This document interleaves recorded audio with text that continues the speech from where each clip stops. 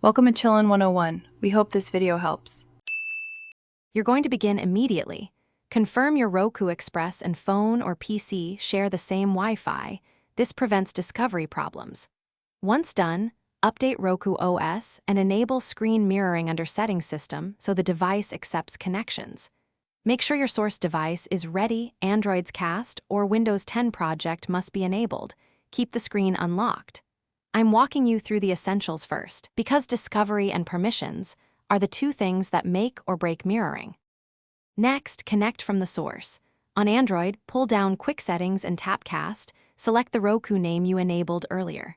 On Windows, press Windows plus K or go to Settings System Project and pick the Roku device. Project uses Miracast under the hood. When your Roku shows an incoming request, accept it and choose whether to prompt always or only the first time. Make sure apps or videos allow casting. Some protected content blocks mirroring, so use local files for testing first. To finish, fine-tune display options on the Roku.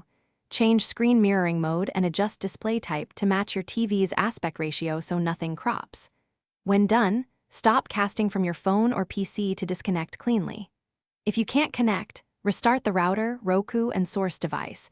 This resolves most network discovery issues. Also, make sure Windows Firewall or security apps aren't blocking Miracast. If you still have trouble, switch networks or try a direct HDMI alternative. Thanks for watching. Consider subscribing if we helped you.